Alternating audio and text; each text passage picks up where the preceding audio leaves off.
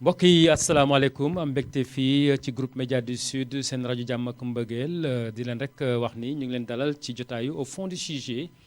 au fond du sujet muy sujet bu nga xam ne wax dëgg yàlla samedi bu nekk rek GMS FM dama leen koy may ngir waxtaane ci benn ponk bu nga xam ne dañ ciy xuus ba mu leer naññ pour askan yu mën ci am li nga xam ne moo gën ci moom ba rek ñu mën a defal suñu cité nu mu waree. looloo tax tey jii au fond du sujet am na mbégte lool indi fi ab sujet bu nga xam ne xëy na duñ koy waxtaanee saa yu nekk. mais lu mët a jar bàyyi xel la ndax moom rek moom mooy dëgg ndax dañu ni bakkan bu mos dund faw nga faatu boo mosee dund nekk ci àdduna boo faatoo am fu nga xam ne dañ la fay denc fi ñuy denc bakkan yi nga xam ne dañoo rot rëccuñu moom la ñuy waxtaane tey ji muy ay sëg cimetière moom la ko tubaab di wooyee cimetière nag buñ koy wax dafa am lu ñu seetlu mooy ay jafe-jafe yi nga xam ne nekk na ci cimetière rawatina ci Ziguinchor loolu tax pour waxtaanee cimetière ñu woo tey ci biir ëttu au fond du sujet kii nga xam ne mooy Adama Seydi Adama Seydi conseiller municipal la muy délégué aux affaires religieuses moom moo toogal mairie bi ci lépp lu jëm ci wàllu diine ñu woo ko fi tey ji pour waxtaan ak moom ci lépp lu jëm ci wàllu cimetière lu weesu Adama Seydi dinañu ànd ak abbé Christian Gérard Sagna abbé Christian Gérard Sagna moom mooy curé paroisse bu Lindiane jàngu bi yebal ko fii tey ji mu toogal ko fi pour ñu waxtaanee lii nga xam ne moom la ñu bëgg waxtaanee muy denc doomu aadama waaye it lu dox suñu digganteeg doomu aadama bi ñu denc ak fi ñu ko denc mooy dëkkuwaayam naka lañ ko war a taxawee. keneen ki it muy yëngu ci wàllu diine it muy nitu diine di imam muy El Hadj Daouda Dramé imam El Hadj Daouda Dramé secrétaire général association des imams et oulémas de Ziguinchor am nañu mbégte lool dalal la ci fi nga xam ne mooy jotaayu au fond du sujet ngir waxtaanee li nga xam ne moom la ñu wax sànq mooy sëg yi nga xam ñoo nekk ci Ziguinchor lan moo war a nekk suñu taxawaay ñu nekk ci kaw suuf c'est important ñu waxtaanee ko.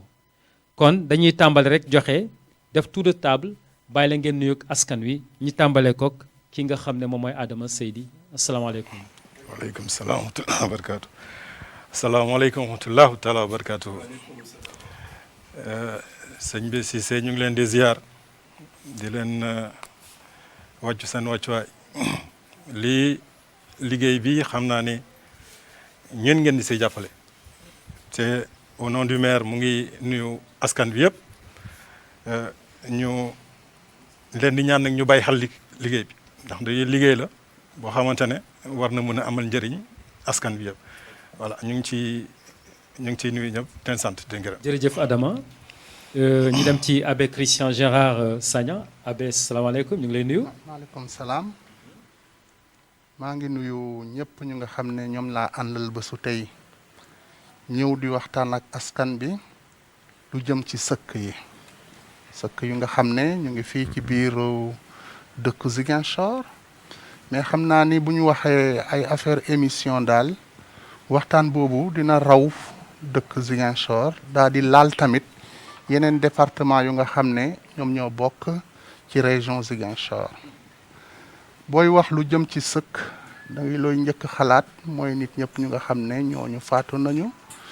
te ñu ngi leen dénk yàlla ci biir sëkk yooyu ñu daal di fa xaar bés bu nga xam ne yàlla dina leen daal di yëkkati may leen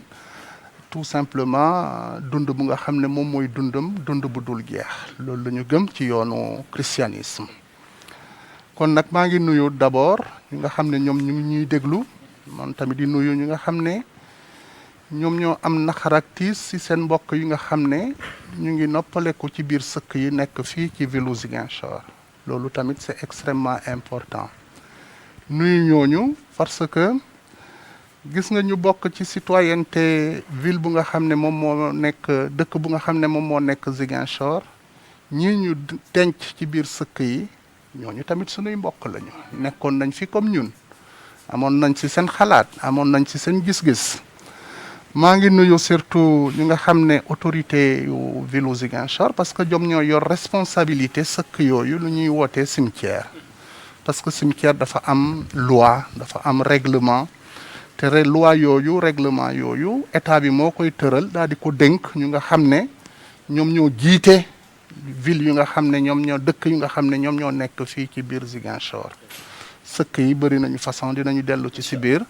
te nag maa ngi sant bu baax a baax waa GMS si waxtaan bi ñuy waxtaan ba su tey. jërëjëf Abe jërëjëf cant ak ngërëm ñeel na la duñ def rek du dul dugal kii di imam El Hadj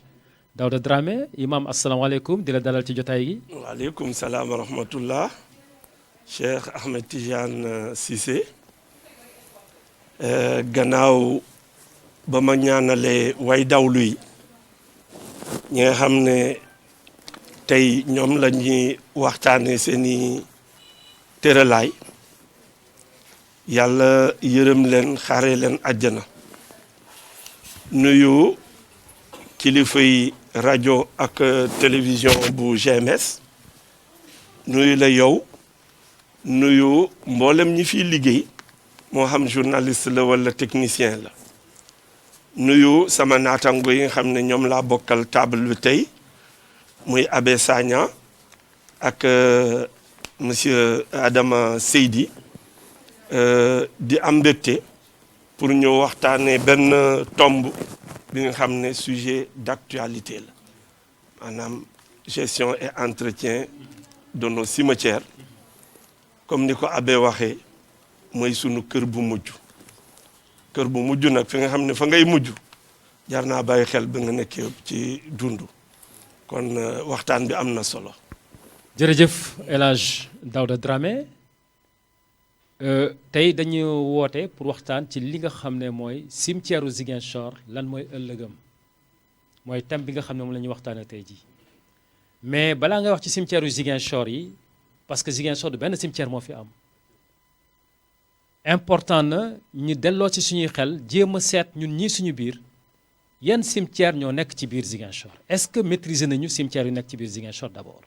parce que booy contrôler di gérer day fekk nga xam yan cimetière ñoo nekk ci Ziguinchor bismillah Seydi. maa ngi lay jaajëfal ci question bi daanaka cimetière yi nekk Ziguinchor xaw na bëri tuuti am na yoo xam ne sax ñu ngi ci gannaaw Ziguinchor waaye ñun responsabilité si ñun la wékko pour entretien bi am nañu cimetière bu mag fi bu nekk fii Santhiaba mooy cimetière mixte boo xamante ne wax dëgg yàlla ñun yëpp suñu tiitarukaay bu ñu ne référentiel tey moo doon suñu référentiel waaw te boobu cimetière mixte la am na bu nekk cimetière bu nekk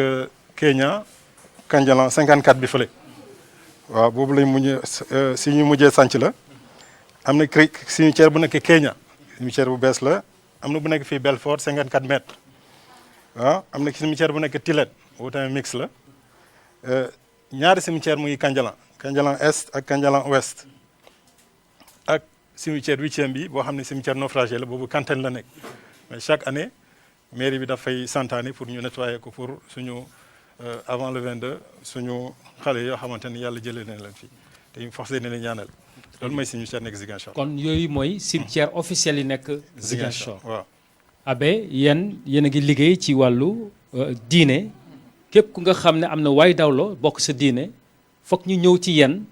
ngeen def lépp lu ngeen war def ginnaaw gunge ko. kon bu fekkee ni mairie jàpp na ne juróom-ñetti sëg moo fi am ci Ziguinchor yéen est-ce que amul sëg yi nga xam ne yëg ngeen ne am na xëj na mu rëcc mairie c'est le moment aussi ñi mën ko teg ci kaw table bi fu nga xam ne dañ fay denc doomu aadama. waaw ñun d'habitude sëkk yu nga xam ne chrétiens yu nekk fii Ziguinchor fa la ñuy tëral seen nit ñu nga xam ne dañu faatu mooy cimetière yi adjoint au maire ou conseiller daal di ko wax tout à l'heure cimetière bu nga xam ne moom la ñu gën a xam ci fii ci dëkku Ziguinchor mooy cimetière u Santhiaba et comme le conseiller municipal nu mu ko waxee cimetière bi suñu tiitaru la lu tax parce que il est rare dans un pays dans dëkk bu nga xam ne bu mel ni Sénégal musulmans yi ëpp fii ci ce pourcentage mais loolu taxul ñu am benn cimetière bu nga xam ne c'est un cimetière mixte c'est un cimetière interconfessionnel généralement ñu bëri ci communauté chrétienne fa la ñuy noppaleku fa la ñuy am seeni bàmmeel bu fa weesoo nag am na yeneen cimetière yi nga xam ne dañ fay dee di farale dem mooy cimetière par exemple cimetière Tilène bi dañ fay faral a dem cimetière boobu tamit boo demee di nga fa fekk ay bàmmeelu chrétien yu bëri beneen bi foog naa monsieur l'adjoint conseiller wax na ko mooy cimetière bi nekk Kenya fii waaw ak beneen cimetière bu bees bi cimetière des naufragés yooyu ñooy cimetière u Kanteen cimetière ci ñun dafa am lu mu tekki cimetière ci chrétien mooy fu nga xam ne fa la ñuy tëral ñin ñëpp ñu nga xam ne dañu faatoo daa di fa am toogaay daa di fa am tamit lu ñuy xaar ci sunuy ngëm moo tax cimetière ci ñun ñu ngi koy tuddee cimetiérium ñu ngi koy tuddee ci tubaab dortoir foofu nga xam ne dafa mel ni comme tout à l'heure kii wax na ko mu ne fa la ñu am sunu kër gu guy mujj jàkkaarloo ak yàlla di fa xaar lu nga xam ne bés yàlla dina yëkkati si ñun loolu la ñuy wax xam nga fetu Toussaint mu ngi jege si dina yëkkati ñëpp ñu nga xam ne ñoom ñoo amoon ngëm ci moom daal di leen jox beneen dund bu nga xam ne moom mooy dundam dundu yàlla loolu mooy sunu ngëm loolu mooy sunu foi loolu mooy sunu espérance léegi nag foofu nag ñun dañuy ne nit ñi dañu leen di tëral foofu may leen seen néeg may leen fu ñu tëdd ñu daal di xaar bés bu mujj bi bu nga xam ne boobu yàlla dina leen yëkkati yàlla dina leen tekkaliku ñu daal di nekkaat ci beneen façon vivre boobu la ñuy ne la vie éternelle ci tubaab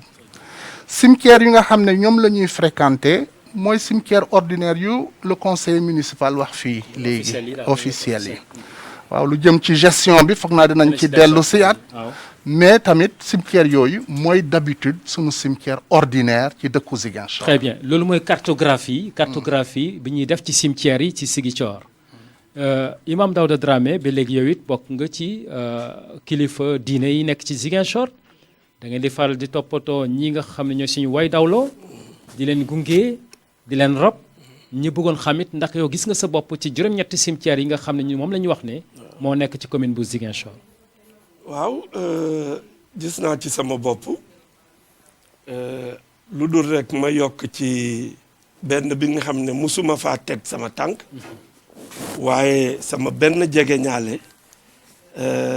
fa lañ ko denc muy Jaabir am na cimetière voilà musuma fa dem nag waaye nag am naa mbokk bu wàññeeku foofu lañ ko kii loolu laa bëggoon yokk ci liste bi. Très bien parce que Jaabir ba muy wax noonu. Jaabir ci commune Ziguinchor la bokk. voilà mais souvent bu ñuy rob ci Baraaf la ñuy dem. diggante Jaabir ak Baraaf fa la sëg ba nekk. voilà man mii dem naa ba ci sëg ba. effectivement li ñu la wax noonu moom moo am. kooku tamit cimetière la. mais nag nekk na cimetière bu nga xam ne commune bu Niaguis ak commune bu Ziguinchor pratiquement ñoo ko bokk parce que Baraaf mu ngi bokk ci Niaguis. ok léegi ginnaaw bu ñu defee cartographie cimetière yooyu melokaanu cimetière yi wax ngeen ko sànq suñu titre mooy chaque fois dañuy wax ne am nañu cimetière mixte boobu Santhiaba la mais ci li ma gëm mooy Ziguinchor du Santhiaba rek mooy cimetière mixte am na yenn cimetière mixte am ci Ziguinchor laaj na waa Ziguinchor xam ne loolu am na fii du Santhiaba rek mooy lu dëggu ci waa Ziguinchor Seydi. daanaka daal boo xoolee suñu dëkkuwaay yi sax ci kaw suuf fii Ziguinchor noonu la ñu dëkkee ci bàmmeel yi aussi lépp luy jëm si lu ñu naan tolérance ñun yëpp xam nañ ne ni ñu fi dëkk benn partie bi ay musulman lañ benn partie bi ay chrétien lañ donc du ñu dem ba yàlla jëlee ñu fi ñu daal di bokk fu ñu jëm daanaka loolu mooy esprit bi donc loolu am na fi mooy cimetière mixte bi lañ gën a xam mais yeneen yëpp boo demee aussi ni nga fa fekk benn yi mais cimetière Tilène bi aussi spécialité la am parce que tout simplement boobu même ñu amul diine sax fa lañ leen di denc. mooy religion traditionnelle. waaw ñu am religion traditionnelle fa lañ leen di denc donc ndeysaan souplesse boobu bu ñu am si ñun waa Ziguinchor ñu ngi ciy sant yàlla bu baax a baax tout simplement suñu wayjur yi ñooñu ko bàyyi l'esprit de solidarité l'esprit de convivialité ñun yëpp ñu dëkk benn jàpp ni ñun fii lañ dëkk waaw te foofu. mais Abbé wax na ko sànq mooy suñu demeure éternelle. waaw ñëpp di fa xaar li nga xam ne mooy ëllëg comme ni ñu koy waxee. ndeysaan mais li ñu gis mooy am na cimetière yi nga xam amoon na te amatul dafa tëj. waaw lan mooy sooru cimetière yi nga xam dafa amoon mu tëj kenn suulatu fa. waaw yéen mairie la ngeen jëfandikoo loolu. cimetière yu xam ne kenn dencuta fa ñu tëj ko bëri na fi bari woon na fi boo xoolee ci ginnaaw lépp ci ginnaaw escale bi yoon dañ ko doon kii sax naa ñu ne école bi fii bu nekk Sacré-Cœur. non après Sacré-Cœur mooy entre CM Malick Fall ak kii Jean Kandé Oui. cimetière la woon Cimetière ñu la doon wax waaw donc tëj na ko gars yi dem nañ ko valoriser dem nañ fa école donc am def nañ fa école. waaw am na benn cimetière bu fi nekk kii fii weti nu mu tudd hôtel Néma Kajoor boobu tamit tëj nañ ko boobu tëj nañ ko maire bi daf koy entretenir chaque fois donc dañuy xaar daanaka diir la ñuy xaar ba gis nañu kenn dëkkatu fa war nañ ko mën a valoriser parce que tout simplement domaine municipal la mën nañ ko mën a valoriser wala ñu seet nañu koy def est-ce que Abe yaa dégg loolu. est-ce que loolu dal na seen xel yenn autorités religieuses yi maanaam yéen ñi gëm ni dañ fa war a denc kii dafa nekk éternellement fii mooy këram. mais mairie war koo mën a jëfandikoo def ko leneen. tey jii fii nekkoon sëg ñu ngi wax naan premier sëgu Ziguinchor sax mooy fi Ribis nekk tey jii. Ribis fu mu nekk foofu premier sëgu Ziguinchor la woon dans l'histoire léegi nag tey jii yooyu yëpp réer na ñi tabax fa yeneen. est-ce que diina maye na sëg am ñi transformé ko dindi fa def fa leneen lu nga xam ne mën na jëriñ doomu aadama yi dund. loolu mën na am parce que boo seetluwee par exemple lu jëm ci histoire de l'église par exemple boo seetluwee ay affaire cimetière dafa am histoire dafa am nu mu demee naka lañ ko tabaxee naka la ñuy tëralee cimetière yi naka lañ leen di déplacer naka lañ leen di réeralee naka la ñuy def ba yooyu espace yu nga xam ne daan nañ fa rob ay nit ñu nga gis ñu déplacer ko def fa leneen lu nga xam ne période bu nga xam ne weesu na yàgg na ñooñu ñu yóbbu leen feneen lu ci des si nga xam ne fa lañ leen rob mën nañ leen ko def lu nga xam ne lu rafet daa di ko yóbbu feneen daa di ko honorer daa di ko teg foofu déplacer cimetière loolu déplacement cimetière am na ci histoire de l'humanité hein d'abord ça donc c'est pas laalewul dara ak profanation. non laalewul dara ak profanation loolu am na ci histoire de l'humanité cela veut dire ce sont lu ñuy ne évolution démographique mën na andi yenn structure yu nga xam ne yu mel ni cimetière ñu daal di ko déplacer cimetière mën na am mais nu ñu koy déplacer dans le respect de ñu nga xam ne ñoom lañ fa roboon ñi nga xam ne ñoom ñoo fa tëraloon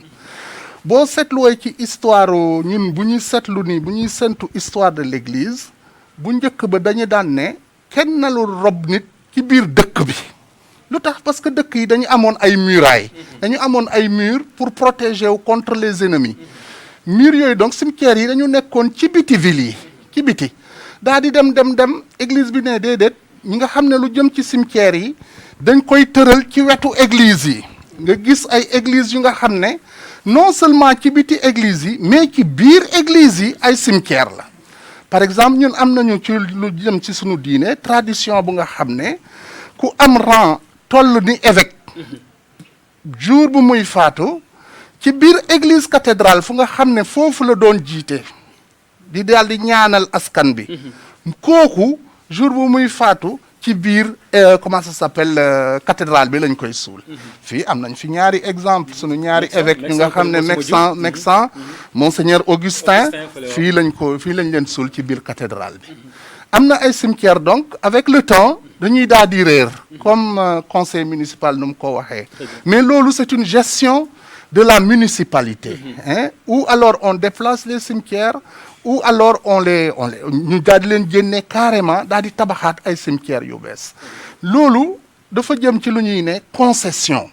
parce que effectivement dinañu gis ci benn famille par exemple mën na toog ba ay 100 ans 150 ans nit ñëpp daal di fàtte lu nga xam ne kooku fàtte nañ ko xamatuñu quelles sont ses parentés moo tax lu jëm ci cimetière boo gisee yeneen dëkk les pays modernes dañ lay jox ay temps de permission d'inhumation hein c'est sur un temps bu nga xam ne un temps déterminé waxtu boobu bu weesoo lu fa nekk lu fa des ci biir bàmmeel bi dañ koy génnee lu set daal di ko tegaat feneen wala daal di ko yóbbu ci lu ñuy ne crématorium parce que loolu tamit ci ñun ci sunu diine nit mën nañ ko suul mais tamit nit mën nañu lakk carrément nit ñu daal di denc ay les cendres fii dans notre culture waxuma dañ koy def voilà waxuma dañ koy def mais que dëkku tubaab yi. waaw mu xew na fa moom kay gis nañ ko xew na fa et puis tout. ou alors d'autres formes d'inhumation yi nga xam ne mën nañ ko gis ci dëkku tubaab yi mooy la désincarnation du corps dañuy jël yax yi rek la ñuy jël daal di ko takk ba mu dëgër daal di ko dugal ci ay lucarne pratiquement parce que la question de l'inhumation c'est une question aussi de gestion de l'espace public. foog naa loolu la monsieur le conseil bëgg a wax nii. Effectivement. Voilà donc mën na évoluer ci société. fu nga xam ne daan nañ fa suul ay nit nga gis ñu déplacer cimetière boobu wala daal di dem parce que lu mu munti mel yax yooyu mën nañu seey mën nañu disparaître ci kii bi alors ñu déplacer loolu mais dans la municipalité dans l'histoire de la municipalité normalement ñoom dañu nar a am ay cartographie ay registre yu nga xam ne voilà dinañ ci ñëwaat lu nga xam ne ñoom denc nañ ko xam nañu mën nañu xam dans l'histoire de la ville fii ak fii amoon na fa benn cimetière amoon na fa ay bàmmeel. Très bien voilà Daouda Dramé yow it ci point bi waaw. ci wàllu droit des collectivités locales yoon prévoir na loolu ça s'appelle la translation d'un cimetière c'est-à-dire que tey le cimetière existant dem na ba lu ñuy wax ne il est désaffecté fermé mais li jël décision ne fi kenn dootul denc kenn ñu transféré ko ailleurs toppatoo ko comme ni ko abbé waxee nii jox ko beneen vocation bu nekkul vocation suul denc ay nit loolu yoon may na mairie mu def loolu. mais translation boo ko waxee est-ce que kooku suñu opinion publique préparé nañ ci loolu mën nañ comprendre translation d'un cimetière. waaw jëlee ko fi yóbbu ko feneen. waaw lu wuteeg ubbi cimetière bu bees. waaw translation boobu musuñ ko dund fii de. waaw loolu laa wax ma ne translation d'un cimetière li mu signifié mooy que cimetière bi nga xam ne moom moo am nii dem na le terme désaffecté la ñuy wax. xëy na fees na ba yàgg na ba kii na ba ñu fermé ko ñu ne léegi ubbi nañ beneen cimetière feneen kuy dencati foofu ngay parce que kuy denc dinañ ci ñëw kuy denc mairie ngay dem ñu jox la permis d'inhumer ñu ne barab sangam la ñuy denc cimetière boobu bi nga xam ne dëmb cimetière la wala tey cimetière la jamono mën na dem ba mu yàgg ba léegi vocation am dootul nekk denc ay nit mais dinañ ko toppatoo comme ni mu waxee nii tey am na ancien bac fàtte na koy wax indi cimetière la oui mais tey vocation am lan la ce n'est plus denc ay nit voilà donc loolu bëri na fii boo ci biir Ziguinchor xam nga cimetière zone de transit la diggante sa dundu àdduna ak sa dundu àllaaxira bu mujj bi mooy ñun ñu tuddee ko barzaq mais sa roox xëy na jëmm ji day dem ba fënëx yax yi yëpp fënëx mais sa roox moom dara jotu ko muy ci alamul arwaax peut-être dinañ ci ñëw expliquer donc li mu wax noonu les anciens cimetières yi fi am te léegi kenn dencatu fa leneen moo fa nekk yoon may na leen ko te ngant moo ko indi même boo demee ci réew jullit yi am na fa waaw. jërëjëf Daouda Dramé pour leeral boobu gestion administrative cimetière yi la ñu wax léegi parce que loo gis dañ koy gérer comme ni ngeen di gérer kër yi ku bëgg a tabax am na fi ngay jaar ak waa mairie wala waa domaine wala yéen mel mais cimetière ci boppam est-ce que ku jóg rek war ngaa mën a dem denc sa mbokk te yéen du ngeen ko yëg yéen mairie bi. merci Cissé daanaka loolu moo fi am su doon dañuy wax dëgg rek. loolu dara juru ko ngir ñi te dañuy ragal cimetière. c'est xalaat bu ñu am ci cimetière ou bien ci xalaat bu ñu am ci dee. moo xaw a diis ba gaa daal soo dee rek moom lu ñuy gën a yàkkamte dem kii la rek. laq la rek ñëwaat. donc entraînement populaire boobu moo fi des parce que tout simplement ñun suñ cosaan dañ doon lié dee bi ak leneen. boo ne ñun nekkoon nañ fi xale. ñu bu leen dem si njëriñ day am ay revenant ay Diouf Rafour ni ñu ko doon waxee waaw ay tradition yoo xamante man affaire yi doy na waar. dem na ba ñun dafa des suñu bopp. c'est des clichés yi nga xam dañ koy traîner. effectivement mais justement mais gis nañ tey xale yi juddu. ñu bëri dem bay màgg te amuñu kayitu juddu. te état civil la bokk. ku génn àdduna. jaarul mairie ñu dem suul ko. est-ce que aussi duñ koy wax nag chaque fois mais problème bi ça va se poser. gars yi dañuy dellu si di régulariser rek. bés bu ñu soxla pour ndono bi mu am ñu commencé di dàqante di succession. donc am na ñuy suul te duñ jaar ut certificat d'inhumation. amatul sax noppalu nañ sa léegi xanaa quelques nit ñoo ñëw si Cheikh kii le chef de service de l'état civil. pour ut loolu mais ñu bëri moom ils s'en passent dañuy jëm rek daal di gas rek defar.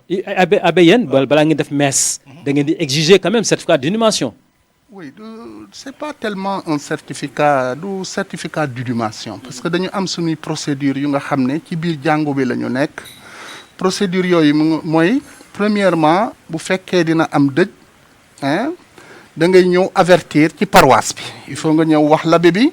lii ak lii moo xew ci famille bi bu boobaa ñun am nañu benn registre bu nga xam ne l'abbé yëpp dañ koy yor mooy sunu registre d'inhumation. Cela veut dire boo demee par exemple tey paroisse Lindiane boo laajtee secrétaire bi andil ma paroisse comment ça s'appelle registre d'inhumation boobu mooy cahier bu nga xam ne fa la ñuy bind nit ñëpp ñu nga xam ne dañu faatu ñun ñu xam ñaata nit la ñu enterré la ñu yóbbu ci bàmmeel yi la ñu yóbbu ci dëkk yi et puis tout ça loolu église bi daf koy yàgg téye parce que registre yooyu mu jëm ci registre baptême registre d'inhumation mu ñuy ne registre de sépulture ou registre de mariage loolu yëpp jàngu bi yaa ni ko téye depuis très longtemps mais conseil municipal bi lu muy wax boo seetloo histoire de l'église loolu exactement dëkk yëpp presque comme ñun nu ñuy def fii boo amee nit ku faatu dañuy gaawlantu daal di ko dem rob ji ko nu mu gën a gaawee sans pour autant tenir compte de ñu ñuy ne procédure administrative Bon, ça c'est regrettable dans un état de droit parce que c'est vrai la mort c'est un fait juridique mais yooyu tamit mën na entraîner yeneen conséquences yu nga xam ne état bi tamit am na ci intérêt mu xam ñaata nit par exemple ñoo faatu ñaata nit la ñu inhumé ñaata nit tout ça ñoom dañuy yore normalement des registres d'inhumation registre d'inhumation yooyu dañ koy yore à partir de permis d'inhumation yu ñu nar a joxe c'est extrêmement important loolu bu ñu ko defoon ci sunu dëkk yi dinañu gënoon a mën a organiser lu jëm ci inhumation yi lu jëm ci rob nit ñi ok loolu tamit gis nga ñàkk dem pour permis d'inhumation dina dem ba muy andi ay comment ça s'appelle lu ñuy ne confusion jafe-jafe ci biir cimetière yi ci boppam parce que finalement nit ñi duñu xam fan lañ leen tëral fan lañ leen ne nii parce que tombe yi kenn numéroté wu leen on ne numérote pas les tombes parce que tout simplement nit ñi du ñuy dem outil lu ñuy ne permis d'inhumation mairie bi naroon na def par exemple un tracé d'inhumation dans le cimetière ñu xam carré numéro X bi diw moo fi tëdd mais diw boobu depuis mairie bi comme jour bu mu juddoo ba mu am état civil ba jour bu muy faatu nar na am kayitam loolu wane ni ki diw moo nekk fii mais tey bu ñu ma newoon man mii sax la bay yow sa maam fan lañ ko tëral bu fekkee du ma dem uti suma tante ma laaj ko exactement fan la du ma xam fan la mais jour ñaanuma ko jour bu suma tante di faatu par exemple mën na nekk man xamatuma fa ñu nga xam ne su may neveu la sumay biir famille ñëpp xamatuñu tomb boobu fan la nekk. voilà c'est ça Daouda sur la question. man ma jàpp ne askan bi dafa manqué dafa dese information. te askan bi bu desee information ñi nga xam ne ñooy nos ñooy jël loi yi ñooy tëral loi yi ñoom ñoo war a góorgóorlu ba vulgariser loi yooyu population yi xam ko ñu bëri dañuy def confusion diggante le permis d'inhumer il ne s'appelle même pas certificat d'inhumation c'est le permis d'inhumer ak certificat de décès ñu bëri dañ yaakaar ne bu ñu ne dem mairie ñu ne non boobu après certificat de décès bi après lañ koy toppatoo alors que loi bi lu mu wax mooy que nit ki bu gaañoo bu fekkente ne dafa gaañu bu normal à partir d'une maladie ak yooyu hôpital la gaañoo wala kër ga na kii def nañ da nga li nga balaa nga koy suul da nga war a dem mairie ut kayit bi ñuy wax le permis d'inhumer booy dem foofu kayit bi nga xam ne moom ngay yóbbu mooy le certificat de genre de mort parce que médecin bi constaté na ne dëgg-dëgg nit ki dee na parce que le permis d'inhumer c'est rien d'autre que l'autorisation d'enterrer une personne décédée réellement décédée. Et il faut constater le décès. boobu médecin bi rôle médecin bi la donc médecin bi bu constaté ne diw dee na kayit boobu ci la mairie di sukkandiku pour joxe le permis d'inhumer loolu mooy dem leen suul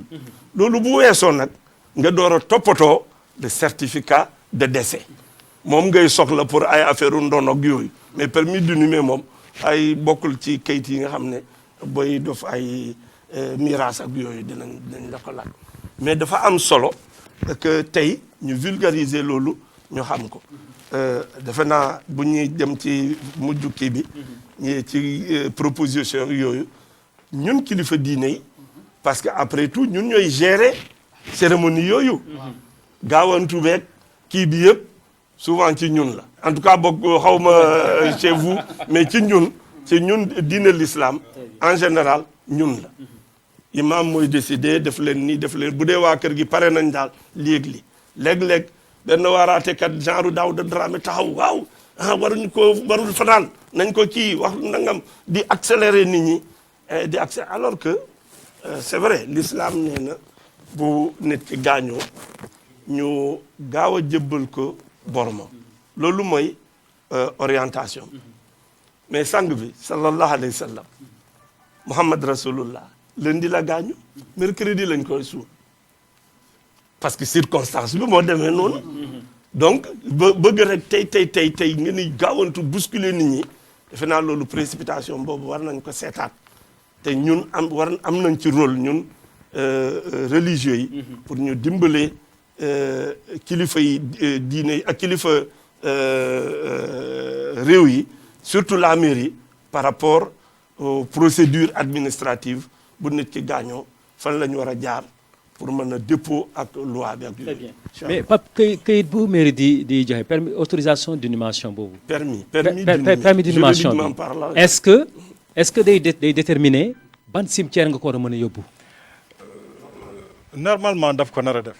ba ci carré bi sax ñu ko nar a def. ah voilà. waaw numéro lañ la mën a def donc ñun su suñu commission bi. dem nañu proposer sax yow ñu ne leen ñun suñu waajur yi bu ñu fi nekkee sonn nañu bu utal ñu kër ak kayit. mais ñoom bu ñu demee war lañ leen utal kayit. yow boo demee mairie ñu jox la sa permis d'inhumer bi war nañ la destiner aussi génne ci plan phase bi yow sa fii la nekk abe lu muy wax ni téeméeri at après seetam bu ñëwee nañ xam ne suma maam fii lañ ko denc. loolu amul si kisaka sax. kenn du leen yóbbu foofu dañu xam ne ni léegi moom portable yi ñu xew ak seen GPS ak yooyu dañu xam ne ni fii la dëkk fii la nekk kenn du ci sonal kenn non maintenant loolu mooy problème bu mag bi. da ngeen di faral di wax ni cimetière bi dafa fees. waaw mais ñi wéy di gis ay nit yu ko ne di suul ci même cimetière bi mu mel ni comme dafa am lu ñu tuddee location de place wala réservation de place est-ce que loolu aussi yoon la ci gestion au cimetière démocratique. parce que ku am mën ngaa gérer nga louer sa place keneen ki amul droit suul fi ñu ne ko dafa fees mais un autre mu ñëw ñu permettre ko mu suul est-ce que loolu vous pensez aussi que yoon moo leen may loolu yéen ngeen di louer place wala muy bail wala muy titre foncier ci biir amer. loolu xam nga bu doon yàggu fi xam na mais ci tubaab bi am na fa fu ñu dañ ci sax nga fay jënd wala nga fay louer. ci tubaab yi. ci tubaab bi waaw. waaw mais si ñun la fii si moom suñu diina bi mayuñu ko xam naa ni moom yërmande bi rek la waaye suñu situation ak suñu position ci dëkk bi fii war nañu mën a def ñu organiser dëkk bi tey conseil municipal bu ko voté woon dañu koy appliquer. ngeen di louer wala ngeen di. non la am nañ sañ-sañ bi waaye defuñu ko parce que tout simplement am na lu ñu gëm. très bien imam ça veut dire que yéen diine bi àndu leen ci loolu maanaam nit koy dund ne maa ngi jënd place bi pour su ma dee ñu denc ma fa est-ce que diine bi prévoir na loolu est-ce que loolu c'est normal. non bu dee cimetière commun la parce que am nga gestion bi ñaar la. gestion cimetière bi ak entretien cimetière bi. waaw c'est ce qui relève de la compétence de la mairie. mais la gestion et l'entretien de la tombe. boobu muy relever ci parents yi ak proches yi. très bien waaw cimetière bi nga xam ne cimetière parce que tey créer cimetière sañ-sañu mairie la. très bien bu créer cimetière mu ne fii la ñuy denc kuy suul da ngay jaar mu jox la këyit. dina maîtriser ñaata fekk moom def na aménagement beeg yooyu mais problème bi foofu la tey boo demee mairie permis d'inhumer dañ la ko jox noonu rek mais mënuñu la orienter ci benn cimetière parce que li ñu waroon a njëkk a def am na faay foofu. très bien faay bu garaaw a garaaw. faay boobu mooy lan. aménagement. problème mu aménagement la moo ñuy topp ba tey parce que cimetière dañ koy defar lotissé ko morcelé ko li mu wax ni le tracé ak yooyu. man visité naa ma bàyyi yu yeneen réew yu sore damay jël yu jege yi rek. visité naa cimetière municipal bu Abidjan. Côte d'Ivoire waaw. visité naa cimetière San Felipe bu Cap-Vert. partenaire la ñu ak ñun ba ma nekkee conseil municipal la ci lañ fa dem. alors mais tey foofu boo duggee dañ ko aménager lotissé ko adressage bi. numéro yëpp fi am nit ak fi amagul nit. lépp lañ lotissé. oto bi mun na dugg ci biir bu tourné ba wëndeelu ba ñëw. très bien allées yi def ay fleurs rafetal. très bien côté bi nii ñu ne côté bii mooy chrétien yi côté bii mooy musulman yi. parce que même bu fekkente ne bokk nañu même cimetière. disposition néew yi nit ñi suulee bokkul. très bien donc bu ñu leen defee même place souvent ñii seen bopp dina nekk côté bii ñii seen bopp nekk côté bii. mais noonu lañ ko aménagé. à l'entrée am na benn chapelle bu ndaw fële am na benn julleekaay bu ndaw. bu ñu ñëwee y a un gardien. très bien bi nekk concierge bi nekk ci buntu bi. ku ñëw balaa ngay dugg tu présentes le certificat le permis d'inhumer. oui mu xam dûment signé par la mairie. ñu xam ne kii autorisé nañu. bu dee mort accidentelle la comme ay kii mort brutale accidentelle la ak yooyu boobu c'est le procureur qui délivre le permis d'inhumer. très bien loolu da nga koy wone ba pare. mu ne la demal lot numéro nangam. nga dem. yow fekk voilà numéro yaa ngi foofu. mais c'est payant man sama mag bi est-ce que c'est payant non c'est pas payant. c'est pas payant c'est kii wu. mairie bi dañuy fay fii mairie bi pour non ah. mais kayit bi ñuy defar duñu fay. non c'est pas payant. loolu dafa bokk ci budget mairie. waaw ba pare nekkul simple budget de. parmi les 18 am na 18 dépenses obligatoires yoon nee na mairie nu mu ñàkk alal 18 dépenses yii obligatoirement daf ko war a def at bu ne. dépense numéro 7 mooy cimetière gestion cimetière yi clôturé toppatoo ak yooyu li ci war yëpp. def ci éclairage def ci ndox. robinet. kon yow sori nañu affaire boobu de éclairage. dépense obligatoire la. c'est des dépenses obligatoires la. donc loolu boo ko defee muy ci budget bi nga xam ne moom ngay gérer askan bi ni ngay toppatoo seeni éclairage yoon yi. ak yeneen kii yi nii noonu ngay toppatoo kër bu mujj bi nga xam ne bu ñu dee foofu la ñuy nekk. véritable cité la. véritable cité. donc la commune s'occupe de nous bu ñuy dund lu mu ñuy toppatoo lu mu ñu wargal bu li ko war. bu ñu tëddee tamit mu def noonu et c'est dans le budget. c'est dans le budget parmi les 18 dépenses obligatoires. peut-être nga laaj ren ñaata la. mais ça c'est ñaata budget la ñaata la ñu voté. ça c'est très important est-ce que mën nañoo xam yéen. ndax effectivement koppar boobu chaque année dañ koy voté pour gestion wu cimetières yi ak aménagement wu cimetières yi. effectivement donc wax na dëgg chaque année ñu ngi ciy def lu ñu mën parce que ñëpp gis nañu ci à la veille de la fête du Toussaint dañuy góorgóorlu nettoyer cimetière yëpp. góorgóorlu nga wax de. ah waaw waaw xam nga lu moo góorgóorlu bi nga placé moo yàq lépp. waaw góorgóorlu moom loolu du ñàkk su ma ne ñu ngi koy defar ba mu baax moom damay tooñ rek. waaw waaw. damay tooñ rek. waaw dañuy góorgóorlu nag. waaw ñu ngi koy defar ba mu baax. parce que tout simplement yenn yi day daanaka du doon suñu coobare. da ngay attribuer marché yi. waa ji ñoo def liggéey bi du ko jekkali mais day compliqué doo ko nekk di daxante fi di yóbbu police ak yooyu. très bien. day compliqué Abbé. Très bien. Je crois aussi que quand même ci municipalité bu toll comme municipalité Ziguinchor wala yeneen municipalité yi nekk fii ci biir dëkk Sénégal.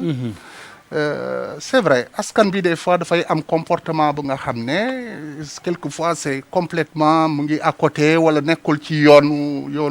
loi loolu dañ koy gis ci comportement mais foog naa ñi nga xam ne ñoom ñoo jiite ñoom ñoo yor dëkk bi il faut tamit ñu dimbali askan bi ñu daal di am beneen étape ci gestion cimetière yi foog naa recommandation boobu foog naa ñun ñëpp a ko soxla waxtu bu ñu toll. Pourquoi? Parce que l'aménagement des cimetières fait que finalement nit ñi dañuy def lu ñu mën dañuy def lu ñu bëgg et finalement nous perdons même beaucoup d'espace dans la gestion des cimetières et ça vient du simple fait que ñu nga xam ne peut-être ñoom ñoo jiite bu ñu defoon lu ñu war a def mooy aménager def ay lot def ay numéro foog naa bu ñu ko defee lenn dina évoluer ci sunuy comportement parce que loolu tamit seen responsabilité la ñoom ñoo nar a dimbali askan bi ci loolu mais askan bi tamit seetlu nañu lu ngay wax ay concession effectivement dans le droit mën naa jënd suma bàmmeel maa ngi dund jënd ko defar ko tabax ko mu toog di xaar ba bés bu nga xam ne bés boobu man faatu naa ñu daal di ma fa tëral loolu mën naa ko def loi may na ma ko aménagement boobu mën na nekk ci benn nit comme mën na nekk ci groupe nit loolu mën na nekk loi bi mën na ko permettre ñu daal di fa tëral ñu nga xam ne ay nit ñu bëri dañ ko gas daal di ko aménager cercueil yooyu yëpp fa la ñu jëm ci biir mais foog naa tamit municipalité bi il faut ñu rafetal sunu dernier jour lu ñuy ne jour bu nga xam ne bon c'est pour ñun ci sunu ngëm jeexul kon nag cimetière yi boo demee ci yeneen dëkk vraiment cimetière espace municipal bu nga xam ne mën na nekk sax jardin public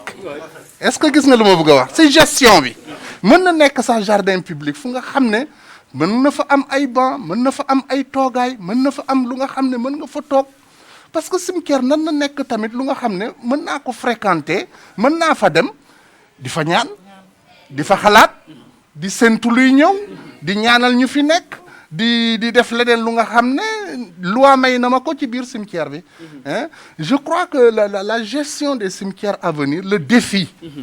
bu nga xam ne mooy défi municipalité yi waxuma ko lu jëm ci biir Ziguinchor rek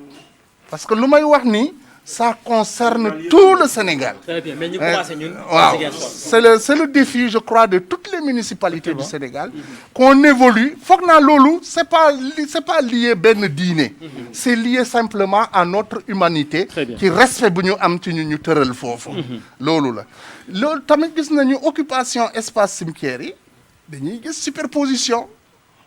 superposition des tombes peut-être yéen ci islam c'est moins rare mais dans la communauté chrétienne par exemple de plus en plus parce que il n'y a non de question profondeur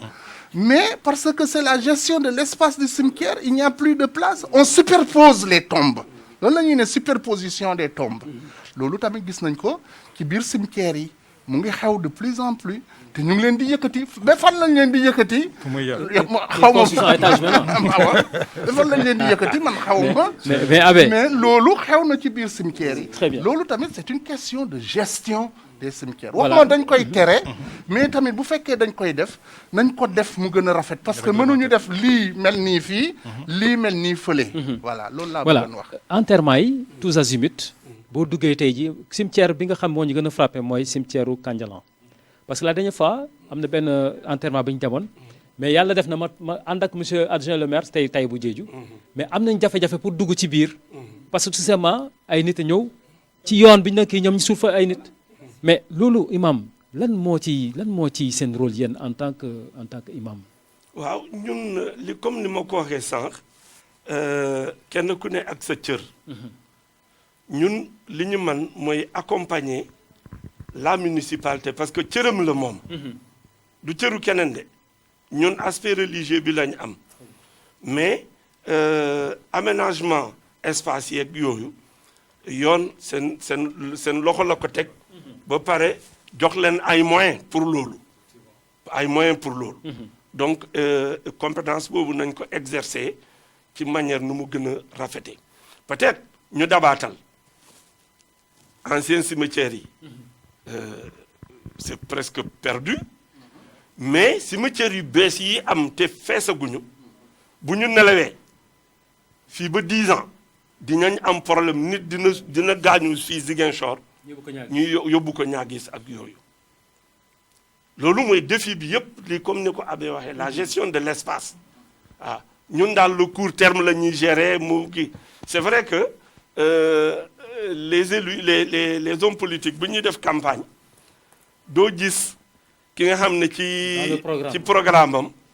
mu ne dinaa créer ay cimetières yu bees. am na homme politique bu ko defoon xam nga baal ma rek am na homme politique bu taxoon ci biir campagne mu ne bu ngeen ma gagné naa defar morgue. gars yi ne kii nag moom kii moom dee la ñu yéene. même ci un candidat ci mairie. at yu yàgg. avant man may nekk sa kii mu ne dina yaatal kaso bi prison bi dina defar yeneen cimetière yu bees mais tout de suite le soir beneen camp opposé bi ba ñuy kii ñu ne voilà waa Ziguinchor waa ji wax na leen programme am seen i doom yi day yaatal kaso yi pour seen i doom yi ak seen i dee la bëgg or ñaar affaire yooyu jar na sóoraale parce que tant qu'il y a la vie yooyu dina am tey boo demee la vie carcérale boo demee ci kaso yi c'est intenable te jombul kenn nit mun na fa dugg nit ku baax sax mën na dugg kaso mais tey ku ko def sa programme politique campagne nga daanu ay cimetière ku ko def ke or dañu war a am une vision prospective ci cimetières yi sur la question des cimetières nañ ci jóg. très bien waaw Seydi cimetières yi dafa am personnel bu ko war a liggéey. waaw mais est-ce que Ziguinchor la mairie de Ziguinchor jël na personnel bu war a liggéey ci cimetières yi mu teg leen ci cimetières yi. waaw loolu am na sa affectation ci lu ma am ci information. waaye nag loo xam rek def naa ragal niw yi la xaw ma ragal cimetière. non c'est que yéen seen cër dañ ko war a njëkk a def. loolu lay nax ni dañu fayir nag dafa am ni ko leen affecté mu bañ. am na fi yow xam naa si fa dégg nga ko donc problème boobu la soit. mais c'est pas un travail est-ce que c'est pas un digne travail c'est un travail. nga dem liggéey fin du mois ñu fay la parce que mais celui qui garde la morgue là pourtant mu ngi garder morgue. ñoom daal koo ne cimetière mooy da nga ko ñaanal de. ah bon loolu la rek imaam wax na ko léegi koo ñaanal koo ne naa yaatal cimetière yow da nga leen ni kii moom yàlla ngeen yéen ñëpp ngeen faatu loolu mooy problème donc on a loolu moo nekk suñu bureau boobu fay alors que liggéey bu baax la liggéey bu noble. parce que l'anarchie qu'on constate c'est parce que aussi amul kenn ku nga xam ne kenn nekk wala waaw. c'est ça le problème. Abbé dañuy def seen responsabilité. loolu am na liggéeyu comment ça s'appelle municipalité lu jëm ci ay cimetières c'est un travail global ku ne aménagement dafa am yeneen aspect yu bëri. il y a aménagement ci suuf noonu la ñuy ne aménagement territorial. am na yeneen aménagement yu nga xam ne mooy gestion bi tomb yi naka lañ leen di defee sëriñ bi wax na ko tout à l'heure mu ne lu jëm par exemple ci diine l'islam nii la ñuy suulee ci diine chrétien nii la ñuy suulee et cetera am na ay aménagement yu nga xam ne ay aménagement rafetal la ay aménagement plan de circulation am na lu nga xam ne lu jëm ci gestion de cimetières yi lu jëm ci par exemple bu nekkee ay Europe yooyu wala feneen ay pompe funèbre ñoo yor yooyu ñoom dañ koy régler comme la municipalité veut c'est un service spécial bu ñu defee pompe funèbre bu toogee di def leneen dañ leen di retirer l'exercice de la possibilité d'exercer pour l'inhumation am na ñu nga xam ne ñu ngi ci biir cimetière yi ay fleuristes lañu ah ñoom ñooy gérer lu jëm ci waaw embellissement et tout mais les familles également contribuent à l'embellissement des cimetières. Mais est-ce que c'est le cas Ziguinchor? Bon c'est oui et non. Est-ce que c'est le cas Ziguinchor di ngeen jot ndimbalu famille yi ci entretien cimetière rek yi ni mel. maire bi lu mu wax. kon budget bi daal mu ci ngeen compté. donc lépp lañ ciy dugal léegi nag xanaa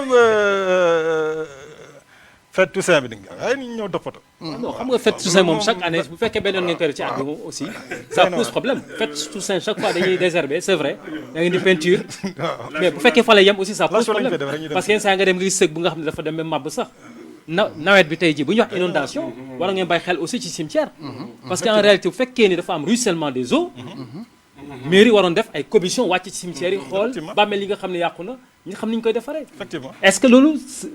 bàyyi ngeen ci xel. effectivement man def naa ko ak sama commission. def nañ ko parce que tout simplement bu njëkkoon dëgg cimetière Kandialang bi ñun ñoo fa dem. jël ay photo ànd ak adjoint maire ñaari adjoint maire ñu def ay photo ñu dem gis maire wax ko. lu jëm ci ah oui. ci point boobu. personnel bi. mais mairie bi du équipe bi rek de tout le temps.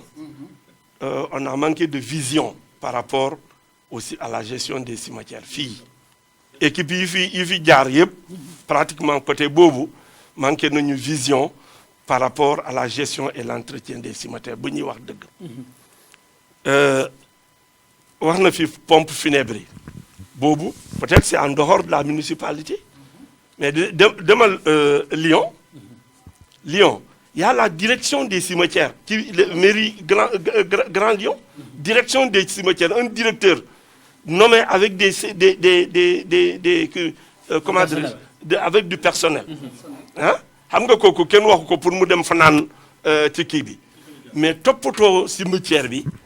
ah loolu mooy liggéeyam y a ce qu'on appelle conservateur de cimetière en France am na métier la bu am solo bu noble defar yooyu mais tey li problème yi ñuy wax yëpp ci cimetière yi c'est que amul un service dédié ci loolu parce que kii c'est un élu commission la yor réflexion joxe point barre bu problème amee ñu dem xool kii def rapport kii bi mais le problème je crois que c'est un appel bi may lancer au maire actuel mu bokk ci li nga xam ne wax dëgg yàlla daf ñu koy bayil mooy que mu créer ce service là mu créer ce service bi nga xam ne ci biir mairie buy toppatoo cimetière yi ngir ormal ñi fa dëkk ñi nga xam ne ñoo fa tëdd mais aussi dimbale ñii ñëw ëllëg ci développement durable la bokk tey wax naa dans 15 ans ñi fi nekk dañuy am jafe-jafe te dara waru ko lu ñun ñi nga xam ne tey on n'a pas su anticiper ci loolu côté boobu moom service bi bu amee avec un personnel dédié nit ñi dinañ def liggéey bi tey bu ñuy suul ci àll yi nii c'est que amul gardien voilà te amoon na Ziguinchor amoon na cimetière yi amoon na gardien est-ce que tous les cimetières amoon nañu gardien parce que cas, dégg naa cimetière Kandialang bi amagul gardien keroog maire mu ngi naan day recruter effectivement bu ñu proposer ko mu recruter ab gardien pour cimetière boobu amoon na gardien mooy am na ñaari famille ñoo fa nekkoon mais famille ñu ngi dëkk ba léegi ci biir cimetière am bi na famille bu nekkoon ci bit si juste à la porte ci bunta bi benn pan de mur bu daan foofu benn kër moo fa nekkoon ak ku nekk ci biir ci biir moom il faisait d'office gardien de gardien ku nekkoon ci biir moo nekkoon di gardien cimetière moo doon toppatoo des fois moo tax kenn du doon dëgg problème bi saa yu amee ruissellement moom mooy ñoo defaraat kii nangam comme yàlla def na gaañu na loolu moo tax affaire yi feeñ loolu moo tax yi fii feeñ voilà problème boobu yàgg na fa am waa ji bu mu gaañoo par affaire yi feeñ voilà donc merci encore une fois oui façon gestion communautaire bu nga xam ne quand même il faut citer les bons exemples parce que yooyu les bons exemples ça peut se démultiplier wane ni ki les populations sont impliquées le cimetière municipal de Bignona qui est que vous connaissez peut-être c'était un cimetière bu nga xam ne mooy cimetière ouvert bunt yëpp dañ ko daan bàyyi nii lu nekk dugg ci biir cimetière yi bëy yi dañ fay dugg mbaam yi dañ fay dugg lu nekk dañ fay dugg mais communauté bi ci boppam moo daal di jóg ci boppam daal di defaraat bunt yi bu baax jënd chaîne tëj ko ak cadenas daal di dénk caabi bi nit ku nga xam ne bu amee dëj moom la ñuy ñëw seet si ne ko lii ak lii moo fi xew am na fi dëj kaay ubbil ñu bunt yi est-ce que gis nga lu may wax bu dëj bi bu ñu paree bu ñu robee nit ki ba pare daal di ko tëjaat ba bon du amaat ok mais au moins dañ koy tëj à partir de moment bu ma xam ne tëj nañu bunt bi loolu dafay wone am na sécurité am na minimum de propreté et minimum de respect vis-à-vis ñi nga xam ne ñooñu lañ fa rob. Très bien bu ñuy wax personnel cimetière personnel cimetière bu ñu koy wax c'est vrai ñu ngi wax gardien mel ni ci layam mais y a des fossoyeurs. ak ñi nga xam ne ñoom seen liggéey mooy gas. mais boobu dafa am limite aussi parce que dem naa Dakar ci benn dëj. mais famille bi xam nga li ñuy wax bu leen nangu benn fossoyeur gas foofu. parce que aussi y a des pratiques illicites yi nga xam ne dañuy jaar ci fossoyeurs yi pour régler les problèmes. mais justement est-ce que Ziguinchor y a des fossoyeurs dans les cimetières ou bien c'est les familles qui vont creuser eux-mêmes. effectivement fu mu toll nii amoon na ñu fi nekkoon ci cimetière mixte mais defe naa bu ñu gaañee ba léegi moom doo comprendre. bu ñu gaañoo ba léegi. waaw am na pas benn pas moo fa nekk. yow gardien bi fële mu gaañoo ba léegi problème fossoyeur tam bu ñu gaañoo ba léegi problème. effectivement léegi ñun lu ñu proposé si wàllu commission bi mais mun nañ externaliser service boobu xale yaa ngi fii def ñu dara suñu créer GIE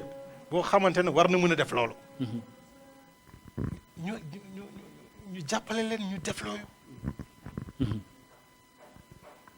suñu gasee sa bàmmeel nga jox leen 2000 francs ñu defara ko donc là aussi ñun mun nañ ci profito pour au moins organiser foofu tuuti. fu mu toll nii moom yëf yi moom imaam nu mu ko waxee doy na waar. non il faut une réorganisation totale. complètement da ngay dem yow yaa ngi kii mu ngi am dëj mu ngi am métit yow nga ne mairie nga nekk non doo leen ko suul fii parce que day compliquer situation bi. tey ni kii amul yërmande. alors le monsieur le maire mu ngi gérer ay sentiments. c'est mu ngi gérer ay sentiments oui la gestion des sentiments c'est bien mais lii règlement bi boo ko toppee ñëpp yaru ci di ko doxal je crois que lu aussi mais fi la ngeen jiite sentiment aussi ça marche ça n'ira pas. xam naa ni moom fa la oui. ñu jëm. lu ma gis fii cimetière u Santhiaba bi c'est vrai il n'y a pas peut-être ñu nga xam ne mairie moo leen tànn daal di leen sant liggéey boobu mais am na ñu nga xam ne ñu ngi ci biir cimetière bi fa la ñuy toog fa la ñuy yendu bu ñu amee dëj ñoom la ñuy sant ñoom ñooy gas ñoom ñooy tabax donc c'est devenu pratiquement mais est-ce que la mairie ne peut pas s'appuyer sur ça justement pour un organiser service informel xam nga lu jëm ci biir cimetière il y a beaucoup de peur. C'est surtout ça. C'est pas un métier ordinaire. Hein. C'est dans notre coutume, dans nos manières de voir les choses, dans nos manières... Mais est-ce qu'on a raison d'avoir peur, justement? Non, on n'a pas raison. Pourquoi tu vas avoir peur de moi le jour que je serai mort? Alors qu'on est ensemble. Alors que je suis là, tu n'as pas peur de moi, mais tu vois mon cadavre, tu fuis. Qu'est-ce qu'il a? Mon cadavre, il n'a rien de particulier. Voilà, je crois que... C'est étrange, quoi. C'est étrange. Pas de questions étranges, c'est des questions de culture, de tradition, d'approche sous beaucoup d'autres types. Monsieur le maire, donc il faut créer des métiers autour des cimetières pour que vraiment la gestion des cimetières soit vraiment une gestion orthodoxe, une très bonne gestion pour l'avenir des cimetières. Dañuy ànd ak waa régie pour may leen un peu ngeen souffler parce que am na élément bu nga xam ne xewoon na fii ci Kandialang dañ ci ànd ak li nga xam mooy reportage Ansoumana Da Silva boobu jéem a xool li nga xam moo xewoon ci cimetière bi nga xam mooy Kandialang ñu dellu soit ci plateau bi ànd ak waa régie kon ñu ànd ak régie bi. Zone Laobécounda. Aujourd'hui, nous sommes ici au cimetière de Kandialang, actuellement appelé Kenya. Aujourd'hui, ce que nous avons vu, depuis que je suis né, je n'ai jamais vu une telle pareille chose. Hier, on avait enterré un homme ici, venant de Grand Yoff. Aujourd'hui, ce matin, on m'a saisi pour venir immédiatement au cimetière pour voir la réalité, parce qu'on a déterré un cadavre, un homme âgé de 28 ans. Et ça n'a jamais eu lieu ici à Kandialang. Aujourd'hui, je peux dire que moi, j'ai 54 ans. Je n'ai jamais vu ici ça dans ce cimetière. Donc c'est un drame dont vous savez que nous déplorons vivement Vraiment, je suis désolé, j'ai le cœur rempli d'émotions, vraiment, et de tristesse. Bu ma juddoo ba léegi man maa ngi fi Kanjalan dëgg la dañuy neen cimetière Kenya mais cimetière bi cimetière Kanjalan la découpage bi moo ko yóbbu te mu nekk cimetière Kenya parce que le formager que vous voyez là ici le premier cadavre c'est un gars de Kanjalan maanaam la ko pays fii bon tey li ñuy gis fii musuñu ko gis déterrer un cadavre musuñu ko gis fii sulli cadavre maanaam génne néew musuñu ko gis ñun musuñu ko dund bu ma amee tey nee naa j'ai 54 ans mais je n'ai jamais vécu ce genre de choses là. kan moo ko def xamoo leen ko. bon ñi defee kii bi bon xamuñu leen parce que on peut pas les situer. clôture bi je crois que comme autorités yi ñëw nañu gis nañu en même temps que nous je crois que maintenant l'heure a sonné et ils vont réagir boobu am na certitude boobu parce que le maire est venu avec l'équipe je crois qu'ils vont terminer la clôture parce que clôture bi impérativement il faut clôture bi ñu égale ko ñu am gardien boo xam ne dina fi nekk tout le temps et puis aussi ñu limiter les heures d'enterrement par exemple ñu ne bon heure sangam ou bien 18 heures ou bien 7 heures on arrête les enterrements. ñu dellu soit ci plateau bi ñoo ko déggandoo Ziguinchor la xew du feneen li ñu tuddee ko profanation parce que en réalité dañ ko daan dégg fu nekk mais gaaw ñu koo dégg ci diwaanu bët Saalum réew mi fii ci Ziguinchor Casamance mais mu nekk li nga xam ne tàmbali nañ koo dund ñu suul nit le lendemain mu am ñëw sulli ko ça pose problème te dégg ngeen li ñu wax témoignage bi mooy ñàkkum clôture ensuite dem na ba proposer ni il faut que ñu limiter les heures d'enterrement ñi majoré ko fixer les heures d'enterrement yi nga xam ne à partir de cette heure là il y a plus droit à enterrer il faut attendre ba kii alors votre réaction à chaud par rapport à ce que vous avez lii xanaa naxarlu ko ñaawlu ko te wax dëgg yàlla moom choc bu mu ko def loolu def ñëpp waa Ziguinchor ku fi dëkk parce que lii xamuñu ko xamuñu fan lañ ko jële donc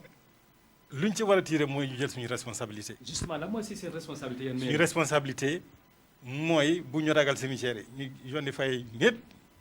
imam wax na fi lu xaw intéressant il a parfaitement raison ñu créer benn service dédié à cela boobu mooy organisation bu njëkk bi bu ñu def service créé pour recouvrement marché yi nangam mais c'est la même chose bu ñu ko defee rek ñam semblant d'organisation semblant d'ordre foofu lay ñëw foofu moom bu ñu fa yónnee nit su demee sa chef de service xam nu ma def ak yow mais loolu tant que loolu amul day compliqué lii rafetul maire ñaawlu na ko effectivement il a demandé à ce qu'on refasse cette culture là dañ ko bëggoon def entrepreneur bi benn partie bi mu ne gendarme yi ñoo ne woon dañu am problème visibilité problème bu moo dégg problème bi on les avait saisis pour ñu dem ci ginnaaw. mais ngeen dénk ko gendarmerie sécurité bi ngeen dénk ko gendarmerie comme dañu am problème visibilité kay dénk leen sécurité foofu. xam naa check point bi foofu la. xam naa ni waaw peut-être mën nañ ci. voilà donc yooyu yëpp c'est des pistes yi nga xam ne de réflexion mais Abbé vous avez vu ça. si gis naa ko ñëpp. ci sunuy tradition lu jëm ci chrétien yi dañu am lu ñuy ne français une grande vénération pour les défunts nit doo ko may cër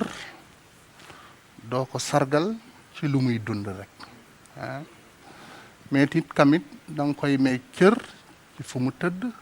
nga xam ne fa la faatu ay waajuram daal di ko fa teg daal di entretenir tombe boobu ñii ñëw nañu ba ñu rob nit kooku ay nit taxaw bu loolu weesuwee ginnaaw loolu ñu gis ay nit daal di ñëw di ko déterrer loolu mooy profanation nag d'un point de vue du nga xam ne moom mooy loi civile c'est sévèrement puni par la loi loolu doo dem benn dëkk bu nga xam ne profanation nit toléré na ko yow sa xel mayu la ko sa xëy mayu la nga daal di gis nit ku nga xam ne dafa faatu nga daal di ko jénnee yóbbu ko feneen wala leneen benn cas rek moo ci mën a am ci lu nga xam ne nit dee na ñu daal di ko may exhumer ko c'est le procureur seul qui peut donner cette autorisation là même yow sax bu nekkee sa nit la bu nga ko demee ba nga suul doo ma ne fii neexuma taxawal suba ma gas fële daal di ko jénnee yóbbu ko foofu loolu mo loi mayu la ko def nga enterrement def nga inhumation ba pare normalement dafa am respect ci ki nga xam ne kii moo tëdd fii kon nag profanation mënuñu ko accepter. Très bien. mënuñu ko accepter. Profanation bu fekkee ne nit ñi amuñ solution est-ce que du pour pousse ñi ba ñuy enterrer à domicile parce que gis nañ ñi nga xam ne dañuy génn àdduna ñu préféré ñu enterrer seen biir kër pour la sécurité imam noo gis noo dundee lii yow. waaw d'abord gërëm leen. lii ngeen woon ko waa Ziguinchor déggoon nañ ko ci seen rajo mais buñ gisee image yeeg yooyu nañ gën a jóg ci mbir mi ñaareel bi ci sunu diine nit bu gaañu dafa am juróom-ñaari àq yi mu am ci ñun juróom-ñaari àq yooyu fardu kifaaya la c'est-à-dire ay obligation la bi nga xam ne communauté bi ñoo ko yor boo amee ñenn ñi taxaw def ko wàcc na ñi ci des mais bu ko kenn deful baakaar bi ñëpp a koy bokk alors denc suul nit bu gaañu muy 6e droit bi peut-être gudd na bëgguma jël temps bi ak xam la pour que ñu suul apparemment c'est un musulman ak jullit bu gaañu kenn waru ko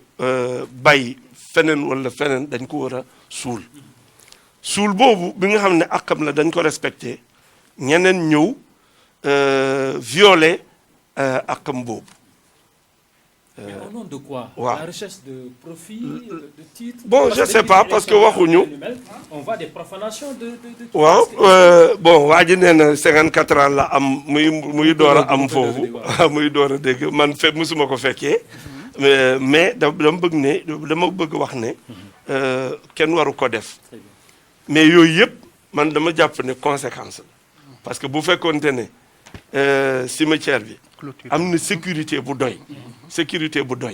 xam nga moom muy doon proposer sa heure enterrement c'est ñu limité. Est-ce que c'est possible? Ci l'islam on peut enterrer à tout moment. Même la nuit. Seydina Ousmane, le 3e khalife de Mohammed sallallahu alayhi wa sallam, guddi lañ ko enterré Baqiya. Donc loolu mais la condition mooy que kii bi am éclairage te loolu seen i kii la. mooy lampe yi man ma bëgg naa. lampadaire yi ngeen am. je suis en train de rédiger un projet bi ma bëgg. lampe yi ngeen def nii ci ñun ñi ñuy dund. yàlla leen yàlla fay amul facture mais ci cimetière yi mën ngeen def ay projecteurs yu mel noonu. nga xam ne guddi comme bëccëg day leer nañ. def ci ndox def ci gardien clôturé. yoon nee na waaw nettoyé du Toussaint par Toussaint loolu sori na maintenant léegi am na sànq li nga ko laajoon fii ñaar la liggéey bi ñaar la entretien cimetière bi moo war mairie mais entretien tombe bi boobu famille bu ne yow la war bu sa tombe bi mabbee wala mu salté wala mu kii wala mu mel lu mu wala mais le problème c'est que bu ñuy xeex profanation bu fekkee dañuy bay famille bu nekk mu dugg nit ku nekk ñëw dugg mais nit am na droit am na possibilité dugg def li nga xam waru koo def ci cimetière aussi donc loolu moo tax même gardien bi ak ni ñu fay duggee waxtu bi fay dugg ñi mën ko kii ñi mën ko surveiller gardien moo koy régler parce que boo demee ci cimetière yi mais je sais que c'est informatisé nit ki mën a toog ci bureau di xool exactement avec des caméras surveillance et tout très bien mais pourquoi ne pas aller vers ça et loolu yaakaar naa bu ñu ko defee vraiment nekk na li nga xam ne bon dina gënal askan wi te dina gën aussi ñun mais laaj bu mujj bi ñi nga xam moom la ñu partagé mooy lii suñu ëllëg la ñuy calculer tey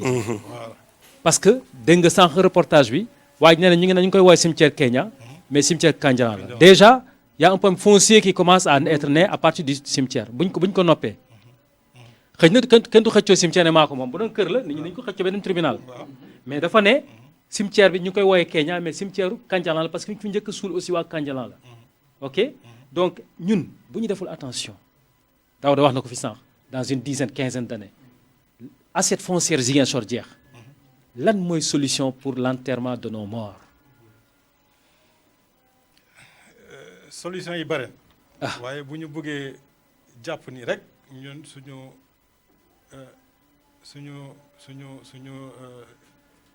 nu mu tudd suñu néew yi dañ leen di rob benn solution rek moo fi des mooy qu'on se lance vers l'intercommunalité mooy ñun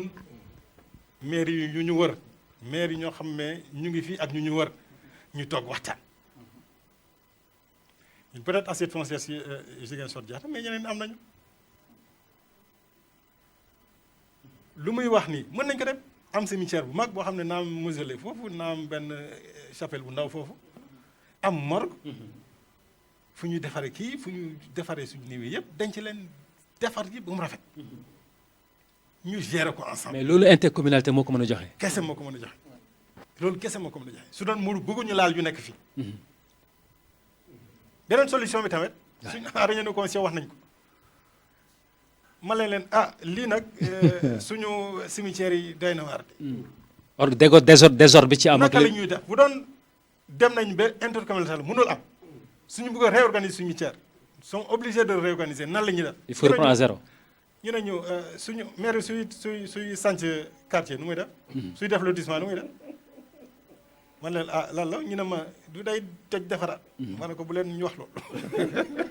abe xel mën naa nangu loolu. man daal su ma gis-gis mooy comme nu mu ko waxee benn solution mën na nekk ci intercommunalité bi muy wax noonu. cela veut dire que 2 communes voisines mën nañu am ay espace yu nga xam ne lu jëm par exemple espace cimetière. ñu daal di ci am espace bu doy ñu moom ko ñoom ñaar. ok loolu mën na nekk bu fekkee communes yi du ñu mën a déggoo te ñuy def ay cimetières communs il faut que lu jëm ci cimetières yi ñu daal di ko jox état en ce moment dañuy génn ci prérogative communes yi maires yi ñu daal di ko dénk comme tout simplement lu nga xam ne état moo ko moom état mën na jël suuf fu nga xam ne ay communes ñoo ko bokk indépendamment ñi nga xam ne ñoom ñooy élus locaux daal di ne fii lii domaine national la fii mën naa fi def lii dans l'utilité publique et l'utilité de toutes les communes loolu tamit mën na nekk solution ok mën na nekk solution mais tamit solution bu nga xam ne imam bi wax na ko fi tout à l'heure cela veut dire que lu jëm ci kanam lu ñuy sentu loolu la ñu nar a commencer gérer dès aujourd'hui loolu bu ñu ko géréwulee tey bu ëllëgee dinañ ci rëccu te dinañu ëpp doole ñaar yooyu la loolu dina andi que peut-être cimetières yi comme nuñ ko yàggee gis dinañu nekk complètement en dehors des villes lu ñuy wax nii lu jëm ci biir Ziguinchor lu Ziguinchor rek la laal man je préfère ñu ouvrir c'est un débat national parce que boo sentuwee par exemple Dakar lii di ñëw Dakar bu ñu moytuwulee les cimetières seront plus tard entre Rufisque et Thiès peut-être complètement parce que cimetières yu yàgg am dans la ville ils sont presque tous pleins ok li nga xam ne loolu mooy dal Dakar mën nañu dal fii tamit parce que la démographie va en évoluant on n'a pas encore une démographie on a une démographie plutôt qui va en grandissant loolu yëpp plus les populations vont devenir nombreuses plus ces besoins donc comment ça s'appelle de création ay cimetières yu bees ça va s'imposer naturellement à nous donc c'est une réflexion bu nga xam ne je suis d'accord avec le conseiller municipal ce n'est plus une réflexion uniquement d'une commune mais c'est une réflexion qui doit évoluer commune entre communes voisines pour avoir ces espaces-là que tu sais ce sont des espaces ça touche aujourd'hui les cimetières ça va toucher les espaces de sport les espaces de ceci de divertissement etc ça c'est naturellement on est passé des communautés rurales aux communes il faut que la gestion de certaines choses aille vers une intercommunalité et qui va permettre donc de gérer les choses de manière beaucoup plus fluide tout en gardant les recommandations qu'on a données et ne pas commettre des erreurs passées. Très bien. Voilà. La pérennisation. Imam Daouda. ànd naa ci xalaatu intercommunalité solution la bu durable. comme ni nga ko waxee assiette Ziguinchor assiette foncière bi li ci des barewul mais d'ores et déjà mën nañu xalaat d'abord réaménager li fi nekk. jekk-jekkal waxuma raser toj wax déedéet jekk-jekkal li fi nekk. waaw jekk-jekkal non mën nañ leen accompagner. mën nañ leen accompagner dans la communication. Très bien. seen problème yëpp ñun ngeen ragal ñun nitu diine yi. waaw bu ñu laalee lii. waaw mbaa du loolu kilifa loolu diine yi c'est ça. duñu wax ni nangam. ah waaw donc ñun mën nañ leen accompagner ci communication bi tey soo leen bëggee yoon may na leen ngeen tëj ngeen ne à partir de weer wi kenn dootul dencati ci cimetière tel néew bu amatee ñu yóbbu ko feneen yoon may na leen ko mais il faut ñu def communication tuuti ci loolu ba nit ñi nangu ko ñu xam ne seen njariñ la cimetière yi fi nekk te feesaguñu déjà foofu mën ngeen liñ fi wax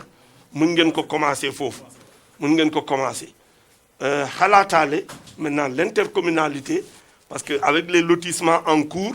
déjà ñu commencer waxtaan ci loolu waaw waxtaan ci loolu dès maintenant mais buñ ko deful bu ñu attribuer loolu yëpp ba nit ñi toog ku nekk bëgg def sa R+1 boo ko ne puusal fii bàmmeel lañ fay def du day jafe donc tey dina bokk ci seen marqueur mandat ngeen créer service boobu bàyyi ko fi déjà mu commencer defar réaménager yi fi nekk ba pare xalaat li nga xam ne moom la kii wax dëgg yàlla jàpp naa ne loolu bu ñu ko defee dina kii maintenant l'idée de voilà comme Néma 2 nga war ko lotir nga mesurer teg gi ñenn ñi déplacer c'est ce que vous disiez donc bu ñu naree kii ñi raxasaat lépp ba pare reprendre foofu yaakaar naa loolu moom religion yi duñ ko nangu day compliqué. non yu fees ñu tëj bu mën a jekk-jekkal mooy yu fees ñu tëj mais Daouda fees boobu mooy problème parce que munoo ma dañ ko tëj ba pare après bu ëllëgee ma gis ku ñu fay suul parce que te damay fàtte ne amul quartier dañuy fàtte ne titre foncier dafa am parce que waa ji ko jëndoon xëy na dafa génn gu àdduna rek fii Ziguinchor waaw ci bàmmeel yi am na ñi fi jënd mais non qui parle du général mais particulier là fii Ziguinchor non mais suul ci biir kër nag waaw suul ci est-ce que c'est permis chez si au niveau de l'islam am na surtout ci village yi parce que fii village yi oui mais dans la commune de Ziguinchor biir bon defuma Ziguinchor yëpp mais dafa laaj nga am peut-être jardin ci biir espace ak yooyu mën na am en tout cas l'islam terew ko très bien l'islam terew ko yoon tam terew ko comme li mu wax aussi même suñu lieu de culte yi am na tey boo demee ci Madinatul Munawwara fii rek Ziguinchor rawdu yonent bi sallallahu alayhi wa sallam ci biir juma Médine la nekk Boubacar Serif Boubacar waaw voilà boo demee grande mosquée bi bon yooyu kii am na mais tey espace moo fa amul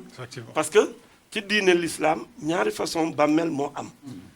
li ñuy wax lahd ak li ñuy wax chequ lahd comme ci ñoom aussi kii yenn kilifa yi nga xam ne am nañu yenn rang loolu ñoom la ñuy def mais loolu dafa laaj espace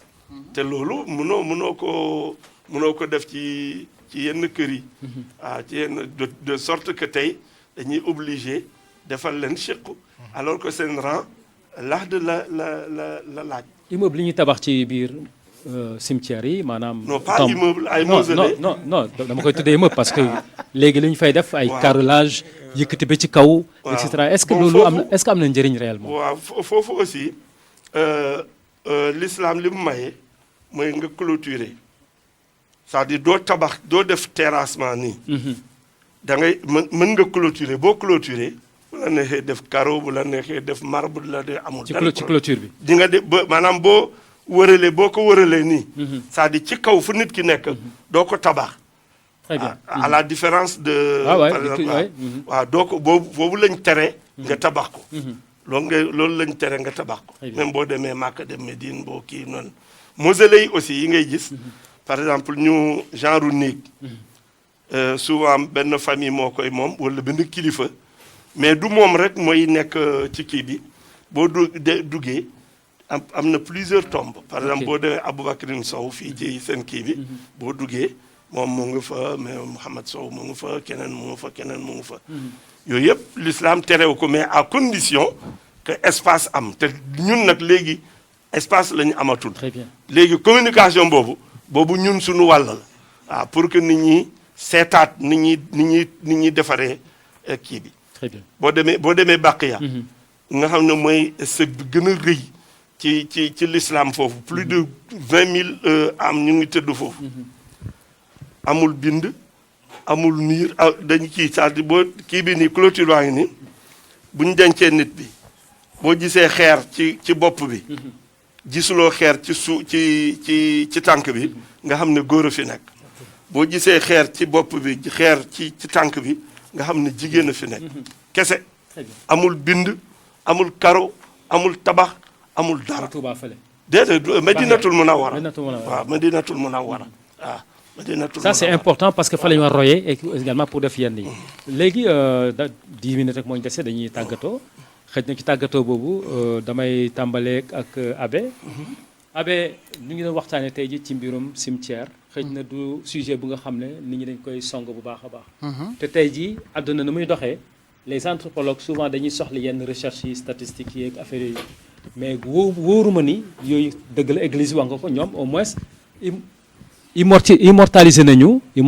yenn yi maanaam bind nañ lépp ba nga xam ne yow jàngu bi di nga mën a xam fii ci paroisse bi ñaata nit lañ fi jullee ñaata jigéen la ci wàllu statistique gëw ma nag ndax mairie am na ko ci cimetière am yi tey ji Abbé pour ton dernier mot rek ñu ngi waxtaanee ci cimetière yi noo jàngatee tey ji sujet bi par rapport à nous qui sommes encore sur terre. Alors peut-être mairie il faut faire attention peut-être que mairie directement mën na ñàkk am statistique fichier yu nga xam ne moom la yor mais mairie mën na ko yor à travers ce que l'on appelle les services des hôpitaux xam nga normalement ñu nga xam ne dañu dee ñëpp ci biir hôpitaux yi normalement dañu am ay actes de décès normalement ils ont des registres de décès mais loolu doyul parce que am na ñu nga xam ne dinañu faatu ci biir hôpitaux yi am na ñenn ñu nga xam ne ñu ngi si biir kër yi la tamit ñoo peut-être ñu yóbbu leen hôpital wala leneen gestion cimetière yi man à mon sens gestion bu nga xam ne gestion bu large la bu ma amoon recommandation ci cimetière yi dinaa gën a yéeg encore ci lenn mooy premièrement dans les hôpitaux ñu améliorer ci nu service santé yi bu ñu ko améliorer tamit le nombre de décès peut diminuer ça commençons par ça donc on ira moins au cimetière il y a d'abord ça c'est lié ça n'a l'air de rien mais l'hôpital il peut être lié au cimetière c'est ça. C'est lié donc parmi les recommandations ça va vis-à-vis des élus locaux ça va ñu nga xam ne ñoom ñoo yor nguur mi nañu améliorer lu jëm ci service su hôpitaux yi loolu am na solo ci ñun ñëpp parce que mën nga feebar man tamit mën naa feebar. Comme les comportements irresponsables aussi. Voilà les comportements irresponsables dans la société la manière de conduire la manière de se tenir et cetera loolu yëpp. Deuxième aspect gestion cimetière yi ça n'a l'air de rien mais ça fait partie mooy sunu gestion morgue yi xam nga waxuñu ko. Gestion morgue yi ça fait partie aussi d'une certaine manière de la bonne gestion des cimetières. Man daal bu ma amoon recommandation lu jëm ci mairie Ziguinchor mairie bi ci boppam na amal morgue municipale xam nga am nañu ay hôpitaux yi nga xam ne ça dépend directement de la municipalité bu may wax ay lu jëm ci ay morgue municipale mooy morgue yu nga xam ne mën nañu nekk au standard ci c'est un service à la communauté loolu gis nañ fi ay famille yu nga xam ne am nañu dëj ñu daal di naxaru déjà comment nu ñuy dencee seeni niw yi yàqu wala niw yi mel nii wala neexu leen déjà courant bi coupé loolu yëpp daf leen di métti. yenn saa yi ñu jaxase sax niw yi. waaw d'accord loolu sax mën na am loolu mën na am kon nag bu ñu waxee ci lu jëm ci cimetière nañu def lu nga xam ne moom moo njëkk cimetière bi buñ ko rafetulee rek lu jëm bi ci biir cimetière bi peut-être nit ñi dinañu am naxar mais tamit dinañu am lu nga xam ne neex na leen ci nu ñuy conduire nit ba jour buñ koy suul donc vraiment loolu tamit bokk na ci politique municipale ça veut dire que de la municipalité mën nañu am morgue bu nga xam ne morgue au standard bu ma nee morgue au standard qui répond d'abord à des standards de conservation à des standards donc de grand nombre en cas de décès loolu yëpp ñu mën ko am et un service donc à la communauté par des personnes qui sont là-bas deuxième chose lu jëm maintenant ci biir cimetière yi foog naa waxtaan nañ ci waxtaan bu bëri lu gën a métti fii mooy aménagement bi aménagement bi que ce soit aménagement espace bi aménagement lu nga xam ne lu nekk ci biir sëñ bi wax na ko tout à l'heure lu nga xam ne ça n'a l'air de rien mais ça contribue au bon aménagement l'éclairage public les services l'eau ça semble être quelque chose de banal dans ce cas de figure par rapport à quelqu'un qui est mort mais c'est extrêmement utile pour beaucoup de choses foog naa loolu yëpp buñ ko defee rafetulu ko ñun ñëpp ñu nga xam ne ñun ñoo nekk ci commune bi ñi nga xam ne ñun ñoo leen fal buñ ñu ko defarlee vraiment dinañ leen sant loolu yëpp ci gestion cimetière la bokk depuis hôpital ba ci morgue bi ba ci cimetière bi ba lu nekk ci biir cimetière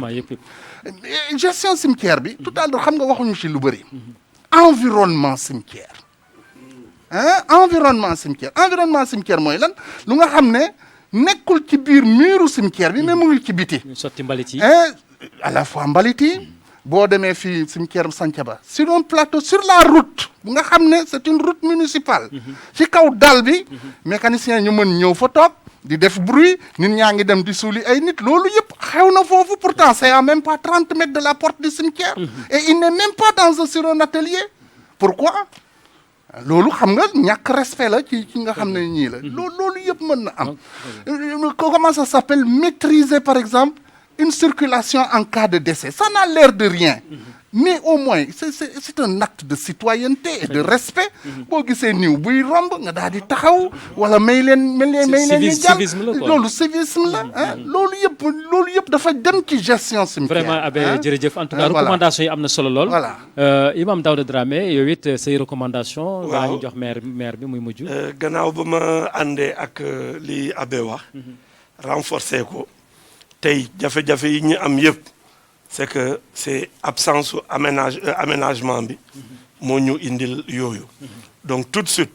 recommandation bi ci kii mooy ko ci dans le cadre de l'aménagement ñu seet li ñu mën a dabaatal l'existant ñu seet nuñ ci mën a jekk-jekkal cimetière yu bees yi balaa ñuy fees ñu jublu ci mais loolu mënuñu ko lambaatu il faut mu ci sama xalaat municipalité bi mu am benn service bi nga xam ne moom lay dédié loolu di fa xalaat di seet nu muy kiyee nu mu toppatoo yooyu yëpp loolu parce que ci compétence mi la bokk ci ay moyens yi ñu ko jox pour mu toppatoo loolu service boobu dina assurer la salubrité ci biir désherbage bi nettoiement bi mais aussi li mu wax ni léegi environnement kii bi ay camion di ko ñëw di gaare foofu xale yi di football ballon bi di dugg ñuy di dugg di génn ñuy tuuru mbalit yooyu yëpp am na fii Ziguinchor dina deñ mais la question de la sécurité de l'insécurité dina deñ bu amee gardien am éclairage ci biir te yàlla def na éclairage mën na bañ a am facture ñuy jox ñuy dund dañ ko def foofu ci bu ñuy tëdd aussi l'alimentation en eau amoon na cimetière yi fii ñaar cimetière yëpp amoon na robinet bu nit ñi demee toppatoo bu ñuy kiyee ñu raxasu mais léegi ku am dëj da ngay yóbbu sa sio bu nit ñi paree raxasu ou alors bu ñu kiyee noonu ñu ñibbi ak sunu loxo kër ga première kii bi nga raxasu ak tout avec li ci andi yëpp ak comme ay risque beneen bi mooy que Abbé wax na ko sànq mairie c'est vrai mënuñu ko ne mu am base de données cimetières yi foofu moom à sa décharge parce que nit ñi dañuy suul du ko yëg bu dee dañ doon jaar di laaj permis d'inhumer dina xam mais loolu moom wax dëgg yàlla mën nañ ko wàccel léegi en direction des leaders religieux ñun war nañu dimbale commune bi ci communication ci wàllu yeete population yi nañu nangul mairie ci li nga xam ne yoon na ko jox ba pare ñu ànd ak moom dimbale ko parce que pour sunu njariñ la en direction des populations toujours des communautés wax nga ko sànq mooy xam nga boo ne mag discipline dañuy xaw a gis seeni bopp waaw mais def li la neex wala kii yooyu daal ëllëg day daf ñuy jural ay jafe-jafe. jërëjëf di kontaan trop au fond du sujet. wax dëgg yàlla dem nañu au fond. merci beaucoup Daouda donc monsieur le maire dégg nga fi recommandation yi ak li nga xam ne religieux yi xalaat nañ ko ci des nañ 1 minute rek. waaw ñu jox la ko nga jeexal waxtaan bi nga wax ni rek noo gisee. jërëjëf maa ngi sant ñëpp di gërëm ñëpp sànq bu mu doon débuté ngeen ne ma introduire. mu nuyoo introduction loolu laa njëkk a wax. leen fii lu ñu bëgg ngeen ubbil ñu yoon bi loolu kese la ñu bëgg xam nga maire yi lan la ragal politicien électorat bi waaw dafa bañ kenn maire xam naa ni maire yi même maire sax bés ba maay ne ma ne xam naa maire ci maire lañ ko jëlee xam naa maire yi njëkkee dañ doon maire rek waaye maire bu fe nekk du maire nangu na ànd ak ñëpp très bien mu ngi déglu ñëpp te cimetière ci préoccupation la ko def très bien dina am éclairage lu ñu xalaat yàlla def nañ indi nañ fi éclairage lampadaire solaire yi cimetière yëpp nañ ko am loolu rassuré na nit yi loolu moom su ne na ko def rek na ko def loolu moo neex si moom nag waaw su ne na ko def maanaam li nga fi jëlee yëpp daal di nga ko yeggee dina ko yegg xam naa ne moom mu ngi ñu déglu sax xam naa incha allah en tout cas jërëjëf à tous mes invités ñi nga xam ne aussi ñoo toogoon seen kër di ñu suivre ñu ngi di gërëm di leen sant bu baax a baax ndax it kuy wax ku ko déglu rek la soxla kon ñu ngi leen di gërëm ñoom ñëpp bu baax a baax ci teewlu bi di gërëm Adama Seydi mi nga xam ne conseiller municipal la waaye délégué aux affaires religieuses c'est important ñu souligner loolu ndax lu am solo la muy gëdd gi nga xam ne rek maire bi jox na ko lépp lu jëm ci wàllu diine ñu ngeen fekk imam Daouda Dramé mi nga xam ne waaw donc imam Daouda Dramé ngi fii moom secrétaire général association des imams et oulémas de Ziguinchor la tey bokk ci commission nationale bu pèlerinage à la Mecque mu ngi nii di ko gërëm bu baax a baax di gërëm it abbé Christian Gérard Sagna di ko wax ni rek moom mooy curé paroisse Lindiane wax dëgg yàlla di gërëm waa régie ñi nga xam ne yor caméra yi aussi teg ko suñu kaw nit ñi di ñu seetaan di xam ne kii mooy Adama Seydi kii mooy abbé kii mooy imam wax dëgg yàlla ñu ngi gërëm bu baax a baax seen liggéey rafet na ñi nekk régie kenn gisu leen ñu ngi làqu fële di ñu wane ñoom it ñu ngi di gërëm bu baax a baax di gërëm kilifa kër gi muy Alassane Sarr mi nga xam ne aussi wax dëgg yàlla mu ngi béy waaram ngir Ziguinchor gën ñu kan ndax moo fi lii yëpp moom moo ko fi samp pour Ziguinchor kon moom it ñu ngi koy ñaanal di ko gërëm baax a baax di leen gërëm wasalaam